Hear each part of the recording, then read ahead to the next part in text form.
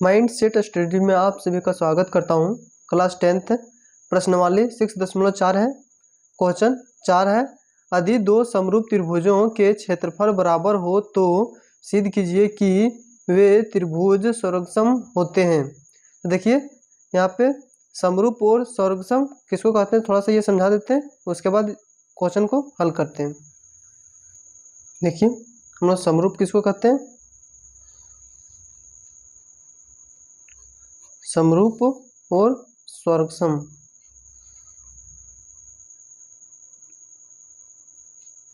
सर्वसम देखिए जिसका design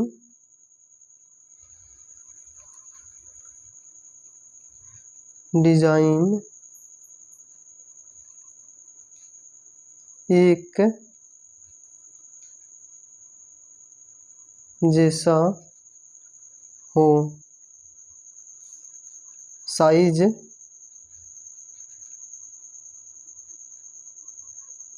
size अलग अलग हो सकता है।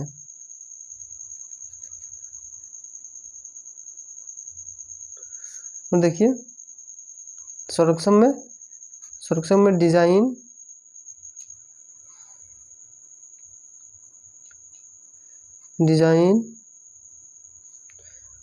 साइज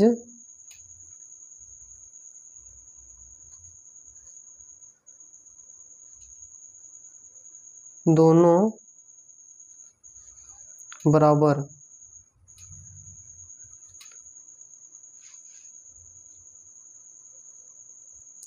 देखिए समरूप हम लोग किसको कहते हैं, जिसका डिजाइन एक जैसा हो, साइज अलग हो सकता है। देखिए ये सर्कल है, ये मान लीजिए 1 सेंटीमीटर है, और ये सर्कल है, ये मान लीजिए ये 2 सेंटीमीटर है। तो ये समरूप कहला जाएगा क्योंकि यहाँ पे भी विरित है और ये भी विरित है, तो हम लोग कह सकते हैं। और यहाँ पे देखिए यदि ये ट्रायंगल है और ये वाला भी ट्रायंगल है, लेकिन ये दोनों ट्रायंगल है, तो हम लोग इसको समरूप कह सकते हैं कि ये भी जैसा है वैसा ही ये वाला भी है। देखिए छोटा बड़ा कोई अंतर नहीं है, इस प्रकार का आता है तो इसको हम लोग कह सकते हैं। और देखिए सर्वसम में हम लोग ये मान लीजिए ये विरित है, तो मान लीजिए ये 1 सेंटीमीटर है, 1 सेंटीमीटर, तो ये वाला भी विरित जो होना चाहिए सो 1 सेंटीमीटर का होना चाहिए। मतलब डिजाइन और साइज दोनों बराबर होना चाहिए। तो देखिए ये विरित है, ये भी विरित है, 1 सेंटीमीटर है, यहाँ पे भी 1 सेंटीमीटर, तो ये सर्वसम कहला जाएगा। अब देखिए ये ट्रायंगल है और ये भी ट्रायंगल है। देखिए ये भुजा इसके बराबर है और ये भुजा इसके बराबर है और ये भुजा इसके बराबर है, तो हम लोग इसको कह सकते हैं ये सर्वसम है, क्योंकि तीनों सब मिल रहा है, एक बराबर है तीनों, इसलिए। और यहाँ पे देखिए ये विरित है, यहाँ पे साइज पर डिपेंड नहीं, ये देखिए 1 सेंटीमीटर है और ये 2 सेंटीमीटर है, लेकिन यहाँ पे विरित है, यहाँ पे भी विरित है, तो ये समरूप कहलाएगा। तो इसी प्रकार देखिए ये ट्रायंगल है, ये भी ट्रायंगल है, तो हम लोग इसको कह सकते हैं समरूप। और यहाँ पे देखिए यदि ये वर्ग है और ये आयत है, तो इसको हम लोग समरूप नहीं कहेंगे, क्योंकि इसका भुजा सब इक्वल होता है और इसका 2 भुजा इक्वल होता है, इसलिए इसको हम लोग समरूप नहीं कहेंगे। और यहाँ पे देखिए मान लीजिए इस प्रकार से यहाँ पे भी वर्ग है और यहाँ पे ट्रायंगल है, इस प्रकार से ट्रायंगल है, तो इसको हम लोग समरूप नहीं कहेंगे। ठीक है, इसको हम लोग समरूप बोलेंगे और इसको भी हम लोग समरूप बोलेंगे। देखिए इसको हम लोग सर्वसम बोलेंगे,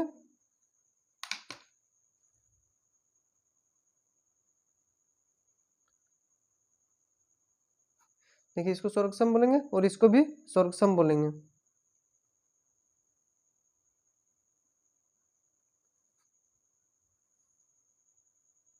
उम्मीद करते हैं कि ये सब चीज़ समझ में आ गया होगा।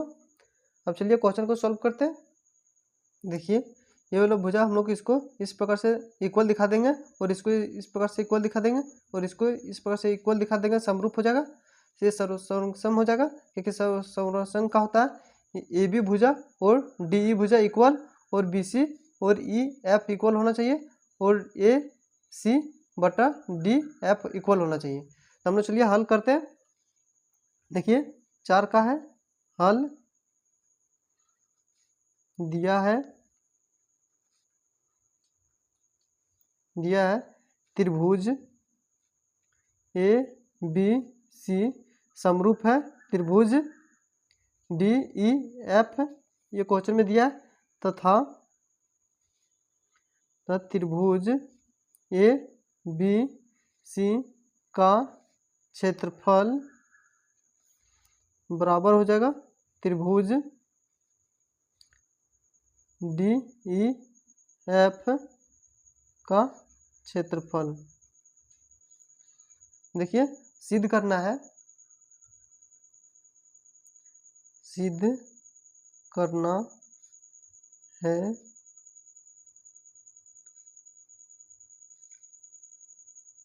देखिए सिद्ध करना है हम लोग को त्रिभुज ए बी सी स्वर्गसम त्रिभुज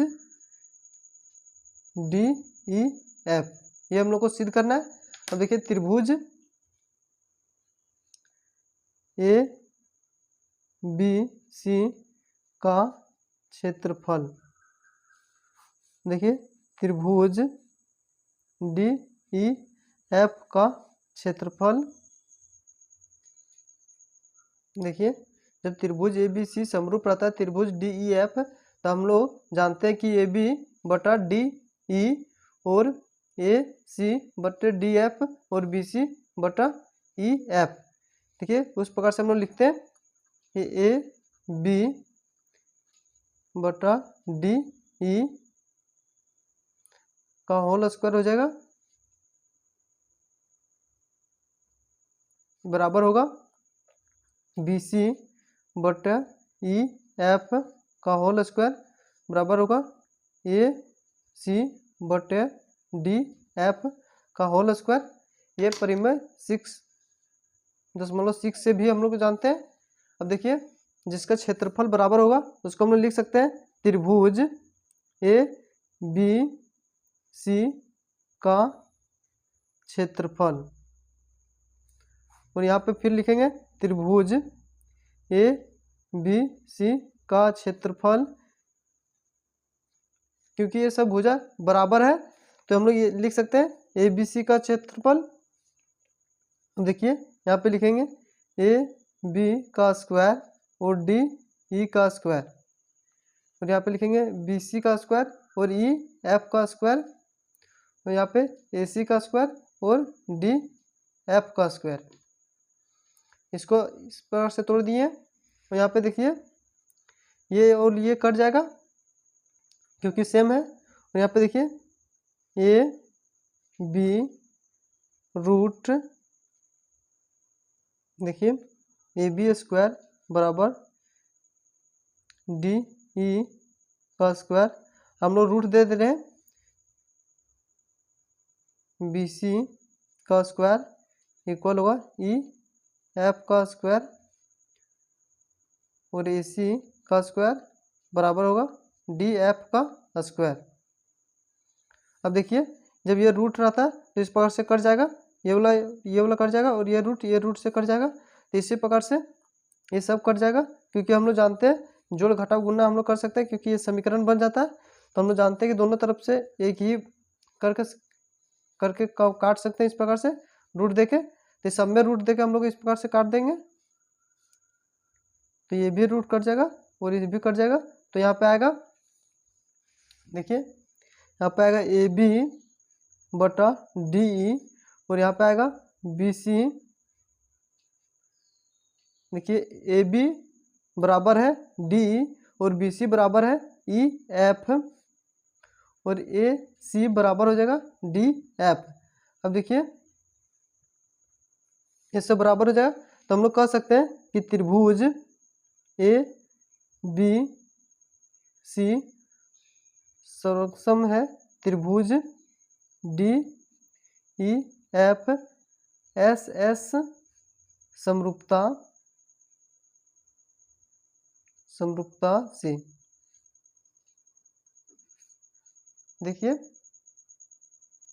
देखिए समरूपता में हम लोग पढ़े थे कि देखिए डिजाइन और साइज दोनों बराबर है, और देखिए 1 सेंटीमीटर है तो ये भी 1 सेंटीमीटर है, तो हम लोग इसको स्वरक्षम कहेंगे। देखिए ये भुजा इसके बराबर है और ये भुजा इसके बराबर है और ये भुजा इसके बराबर है, तो इसको हम लोग स्वरक्षम कहेंगे। देखिए यहाँ पे देखिए ए बी भुजा डी ई के बराबर है और बी सी भुजा ई एफ के बराबर है और ए सी भुजा डी एफ के बराबर है, तो हम लोग यहाँ पे कह सकते हैं ए बी सी स्वरक्षम है त्रिभुज D E F S S समरूपता से। एस मतलब होता है भुजा, भुजा भुजा समरूपता से। यही हम लोग को सिद्ध करना था। देखिए सिद्ध हो गया, PROVED प्रूव्ड हो गया, ये प्रूव करना था।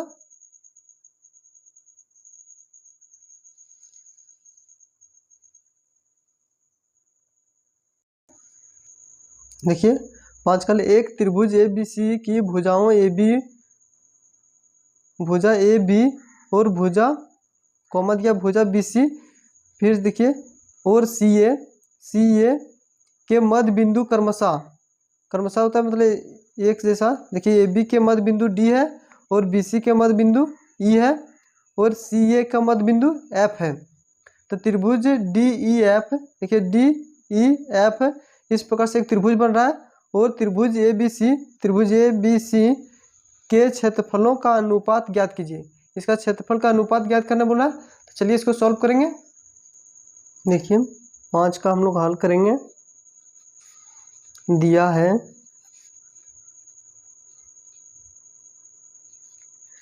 त्रिभुज ABC के भुजाओं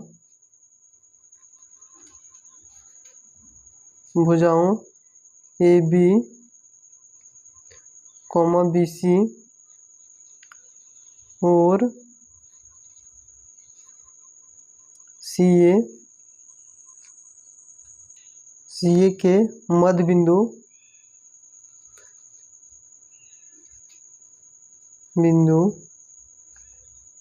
क्रमशः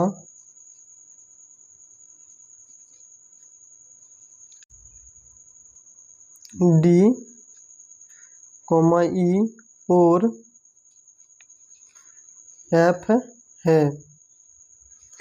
ये दिया है, तो हम लोग जानते हैं कि DF, देखिए DF आधा है, DF आधा है किसका, BC का, तो यहाँ पे लिखेंगे DF आधा है BC का, तो पे देखिए DF बाय BC, इसको लिख सकते हैं 1/2, इसको समीकरण 1 मानेंगे। देखिए DF BC का आधा है, इसलिए हम लोग DF बाय BC, देखिए DF बाय BC हाफ है 1/2। इसी प्रकार से यहाँ पे देखिए DE हाफ है CA, देखिए तो लिखेंगे DE बटा CA हाफ हो जाएगा, इसको समीकरण 2 बनाएंगे। देखिए DE हाफ हो जाएगा CA का, ये देखिए तो लिखेंगे DE बटा CA, इसको समीकरण 2 मानेंगे। इसी प्रकार से हम लोग लिखेंगे EF हाफ है AB EF AB 1/2, ये समीकरण 3 है। देखिए हम लोग लिखेंगे समीकरण 1 कॉमा समीकरण 2 और समीकरण 3 से DE बटा BC, DF होगा DF बटा BC और DE बटा सी ए और ई एफ बटा ए बी, ये सबका 1/2 है। देखिए इधर भी 1/2 आया था, यहाँ पे भी 1/2, वहाँ पे भी 1/2, वही लिखे। देखिए सब भुजा जब इक्वल होगा 1/2 के, तो हम लोग यहाँ पे देखिए फिगर में देखिए ए बी, ये देखिए डी एफ बटा बी सी और डी डी ई बटा सी, ये सबका जब इक्वल होगा तो हम लोग कह सकते हैं त्रिभुज ए, देखिए डी डी ई एफ समरूप है। देखिए सभी भुजा 1/2 के बराबर में है, तो हम लोग लिख सकते हैं सिंस त्रिभुज डी ई एफ समरूप होगा त्रिभुज ए बी सी का, किससे? एस एस समरूपता से, एस एस समरूपता से इक्वल होगा। एस मतलब भुजा भुजा समरूपता से, तो हम लोग कह सकते हैं कि त्रिभुज डी ई एफ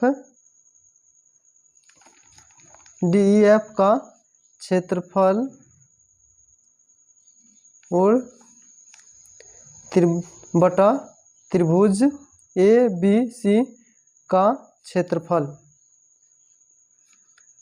देखिए डी एफ और बी सी का वर्ग करेंगे स्क्वायर, देखिए 1/2 आएगा, और इसका हम लोग स्क्वायर करेंगे तो कितना आएगा? इसका करेंगे तो देखिए 1 का 1 और इसका 4 आएगा, तो हम लोग लिख सकते हैं 1/4। तो हम लोग लिख सकते हैं यहाँ पे त्रिभुज, देखिए त्रिभुज डी ई एफ का क्षेत्रफल और त्रिभुज ए बी सी का क्षेत्रफल बराबर है 1:4 का। देखिए ये रेशियो का सिंबल है, त्रिभुज डी ई एफ का क्षेत्रफल रेशियो त्रिभुज ए बी सी का क्षेत्रफल है 1 बराबर होगा 1:4 का। देखिए ये हो जाएगा इसका आंसर। देखिए आप नोट करना चाहते हैं नोट कर सकते हैं, शुरू से एक बार दिखा दे रहे हैं।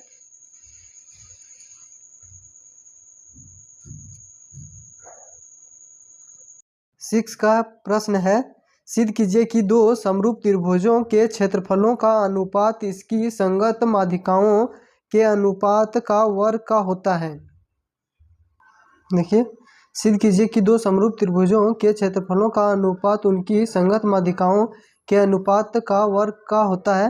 तो देखिए दो त्रिभुज हम लोग बना लिए ए बी सी और डी ई एफ, और दो त्रिभुज समरूप है। देखिए इसका मान एल दे रहे हैं यहाँ पे और एम है। देखिए त्रिभुज ए बी सी का माध्यिका ए एल है जो दोनों तरफ त्रिभुज का विभाजित कर रहा है, और देखिए त्रिभुज डी ई एफ का डी एन है, डी एम है जो दोनों त्रिभुज का विभाजित कर रहा है बीचों बीच में। तो हम लोग को सिद्ध करना है कि त्रिभुज, देखिए छठा का हल कर रहे हैं, दिया है, लिखेंगे त्रिभुज ए बी सी समरूप है त्रिभुज डी ई एफ, ये दिया है, और ए एल तथा डी एम माध्यिकाएं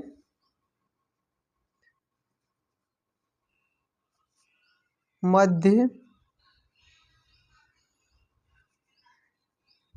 का है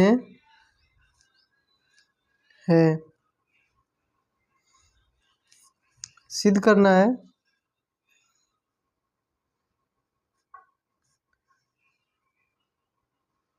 करना है कि त्रिभुज ए बी सी का क्षेत्रफल बटा त्रिभुज ए डी ई एफ का क्षेत्रफल।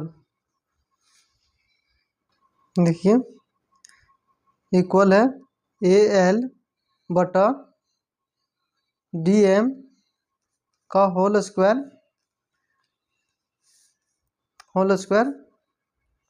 देखिए इसको सॉल्व करेंगे तो ए एल स्क्वायर हो जाएगा और डी एम का स्क्वायर हो जाएगा।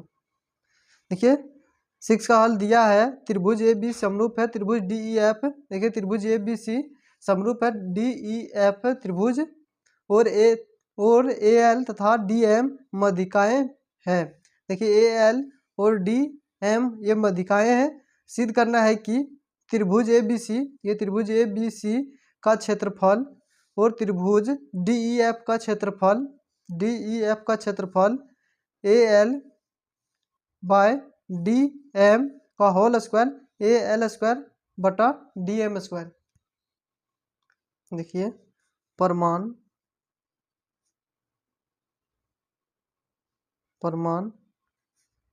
त्रिभुज ए बी सी समरूप है त्रिभुज डी ई एफ।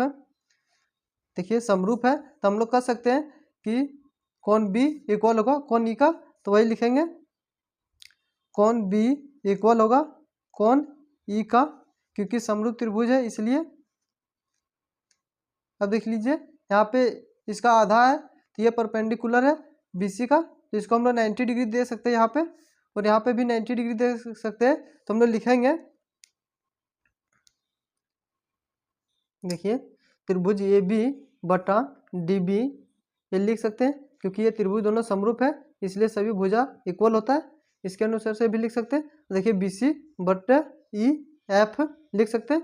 तो देखिए हम लोग यहाँ पे लिखेंगे, देखिए ए बी बटा डी ई बराबर है बी सी बटा ई एफ। अब देखिए ए बी बटा डी ई, अब यहाँ पे देखिए बी सी है, अब बी सी के जहाँ पे हम लोग लिख सकते हैं, देखिए दो बी सी है और इसको बीचों बीच में विभाजित कर रहा है, ये देखिए ये एल से मिला हुआ है तो इसको बीचों बीच में है। तो देखिए हम लोग लिख सकते हैं कि बी सी का आधा है बी एल, और ये भी लिख सकते हैं कि एल सी आधा है। चलिए हम लोग दिखाते हैं। देखिए ये त्रिभुज ए बी सी में देखिए बी सी का, ये देखिए बी सी है, यहाँ पे लिखेंगे B L plus L C, इस प्रकार से हम लोग लिख सकेंगे। अब इस दोनों को जोड़ेंगे तो आ जाएगा बी सी, क्योंकि देखिए बी एल है और एल सी है, दोनों में एल एल कट जाएगा तो बी सी बचेगा। देखिए तो हम लोग इस प्रकार से लिख सकते हैं। तो हम लोग ये भी लिख सकते हैं बी एल बटा बी सी बटे 2, क्योंकि ये देखिए बी सी का आधा है तो हम लोग लिख सकते हैं, देखिए बी एल का जो है सो बी सी का आधा है, कि जो बी एल है सो बी सी का आधा है, हाफ है। देखिए 1/2 इस प्रकार से लिख सकते हैं। तो देखिए अब इसको हम लोग सॉल्व कर देंगे तो ये इसको इधर कर देंगे। देखिए तो क्रॉस मल्टीप्लिकेशन यहाँ पे लिख सकते हैं 2BL बटा BC ये लिख सकते हैं। देखिए ये लिख सकते हैं, और इसी प्रकार से इसको भी हम लोग इसी प्रकार से कर सकते हैं।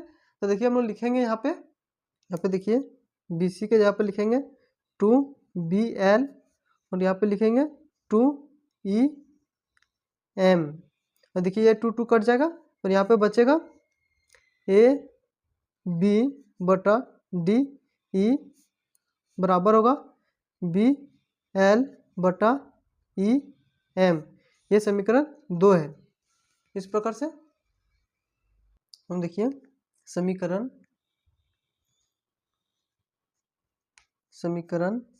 1 और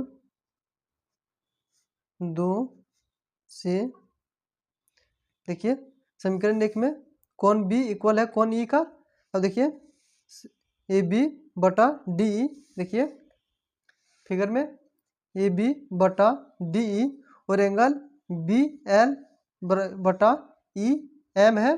तो देखिए त्रिभुज ए बी एल इस प्रकार के त्रिभुज और त्रिभुज डी ई एम ये समरूप है। तो हम लोग लिखेंगे, देखिए त्रिभुज ए बी एल समरूप होगा त्रिभुज डी ई एम ये समरूप होगा। अब देखिए जब समरूप होगा तब भुजा भी बराबर होगा, तो ए बी बटा डी ई बराबर होगा ए एल बटा डी एम।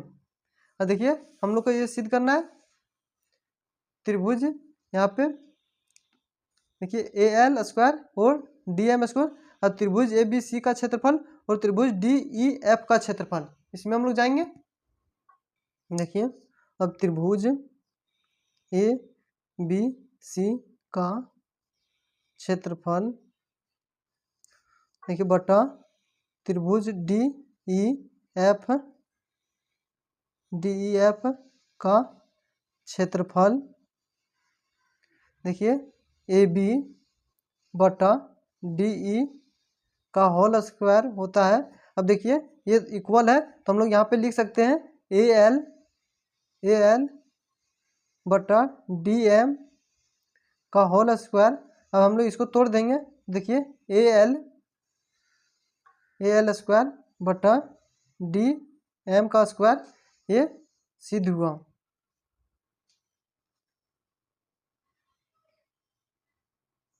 ये हम लोग को सिद्ध करना था, ये सिद्ध हो गया। देखिए आप इसे नोट करना चाहते हैं तो नोट कर सकते हैं, शुरू से एक बार दिखा दे रहे हैं।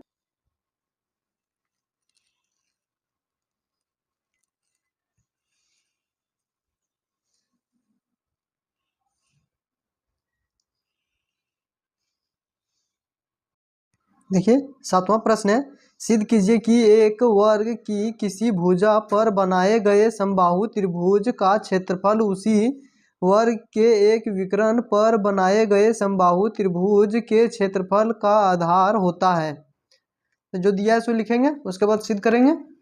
देखिए 7 का हल है,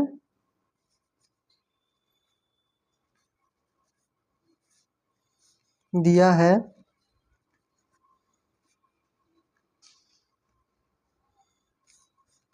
ए देखिए ए बी सी डी एक वर्ग है तथा त्रिभुज बी सी ई और त्रिभुज ए सी एफ दो समबाहु त्रिभुज है। समबाहु त्रिभुज है, समबाहु त्रिभुज है जो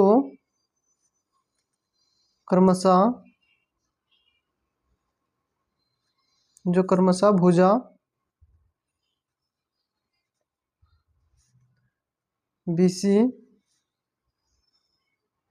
BC और AC पर खींचे गए हैं। सिद्ध करना है, सिद्ध करना है कि त्रिभुज BCE का क्षेत्रफल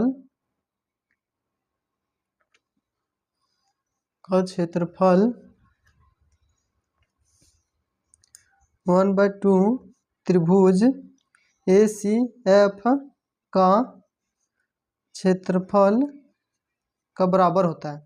देखिए क्षेत्रफल बराबर है, सिद्ध करना है कि त्रिभुज BCE का क्षेत्रफल 1/2 टू त्रिभुज ACF का क्षेत्रफल है।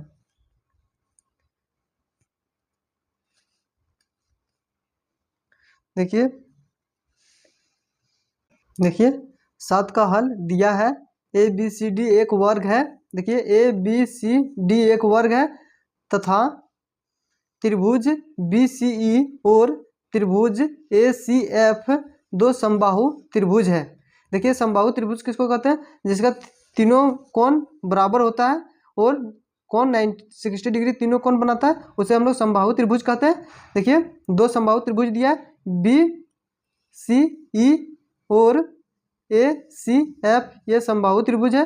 देखिए ये इसके बराबर, तीनों बराबर होगा, जो क्रमशः भुजा BC और AC पर खींचे गए हैं। देखिए जो BC और AC पर खींचे गए हैं, तो सिद्ध करना है।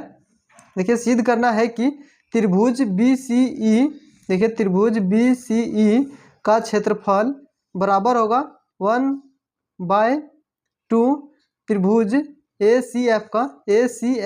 ये हम लोग को सिद्ध करना है। देखिए ये वर्ग है, ABCD एक वर्ग है, तो वर्ग का मान लीजिए एक भुजा, ये मान लेते हैं इसको।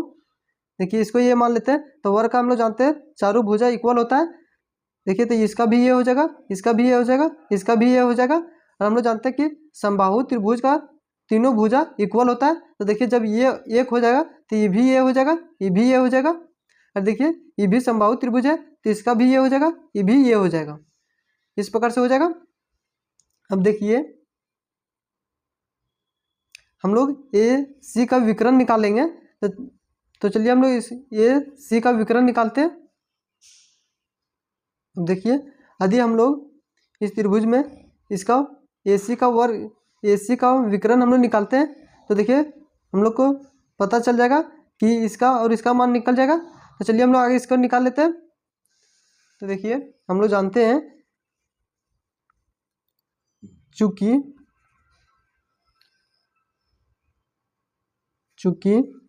वर्ग का विकर्ण इक्वल टू √2 इंटू भुजा होता है, भुजा।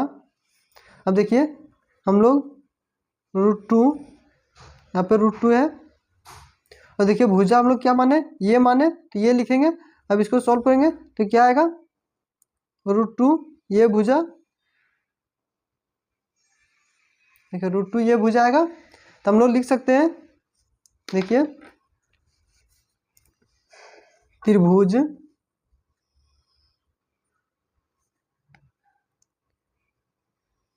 देखिए BCE और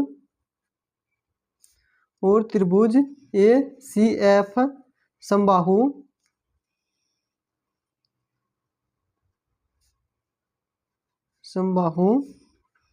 है, अर्थात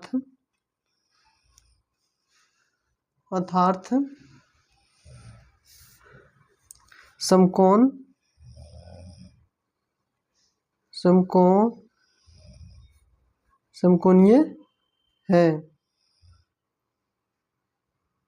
अब देखिए ये समकोणीय, तो देखिए हम लोग लिख सकते हैं सभी भुजा इक्वल होता है, तो हम लोग लिख सकते हैं ये मतलब कौन से समरूपता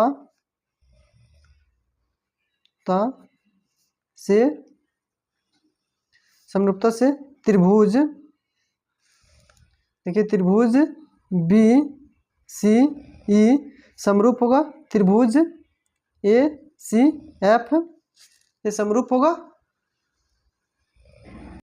देखिए सही उत्तर चुनिए और अपने उत्तर का औचित्य दीजिए। देखिए 8 का, देखिए ABC और BDE दो समबाहु त्रिभुज इस प्रकार है कि D भुजा BC का मध्य बिंदु है। त्रिभुजों ABC और BDE के क्षेत्रफलों का अनुपात है।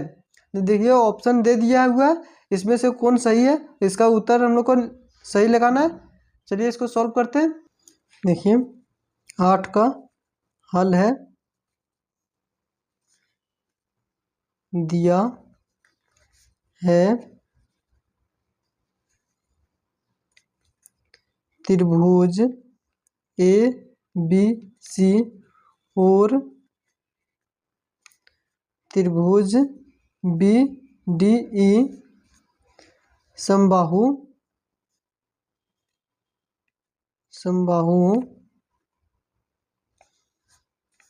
है अर्थात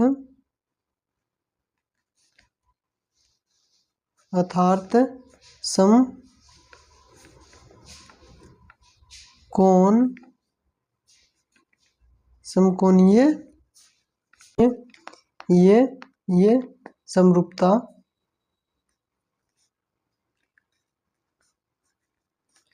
से त्रिभुज ए बी सी समरूप है त्रिभुज बी डी ई। देखिए दिया है त्रिभुज ए बी सी और त्रिभुज बी डी ई। देखिए बी डी ई समबाहु है। देखिए ये समबाहु त्रिभुज है, सभी कोण इक्वल है अर्थात समकोणीय है। देखिए सभी कोण भी इक्वल होगा।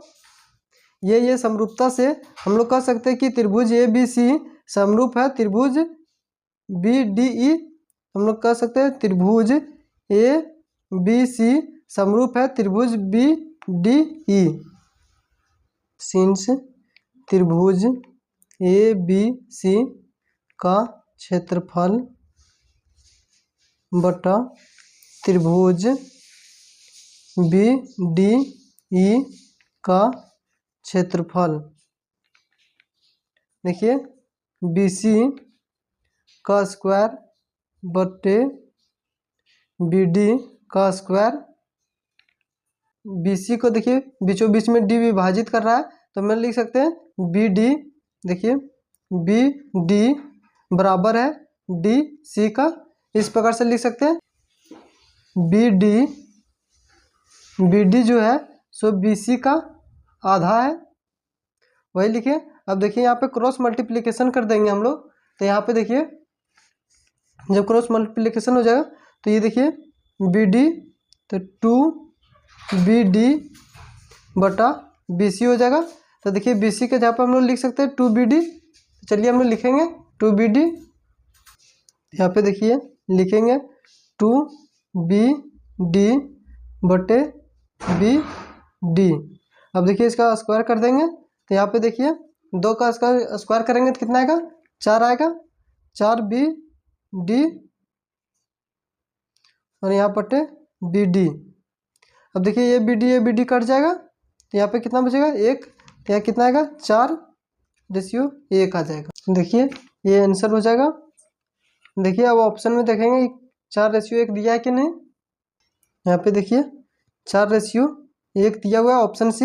ये करेक्ट आंसर हो जाएगा।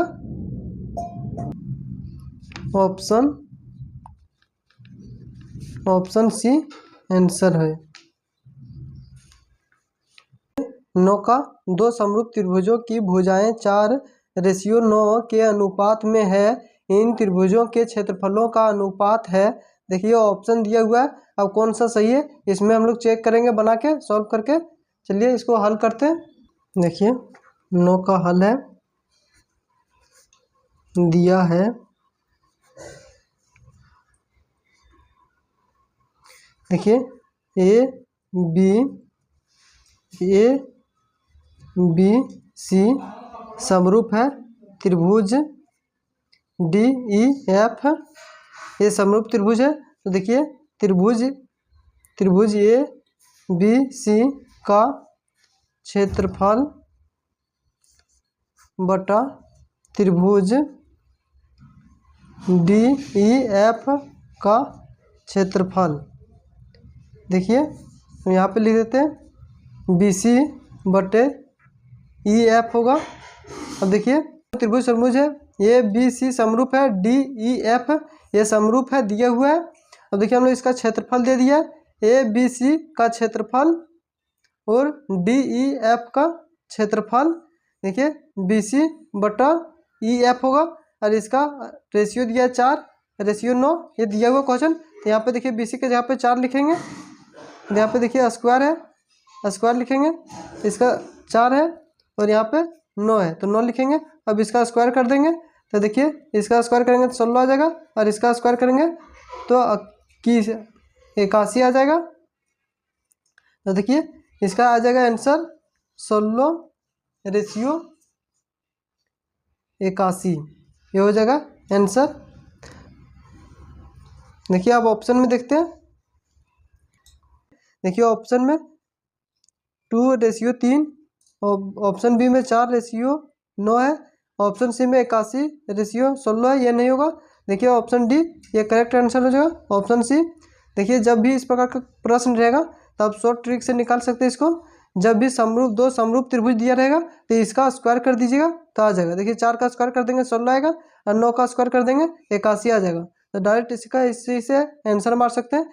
ये प्रश्न ऑब्जेक्टिव में पूछ सकता है। वीडियो अच्छा लग रहा हो तो लाइक कर दें, चैनल को सब्सक्राइब करें। Thanks for watching video. जय हिंद, जय भारत।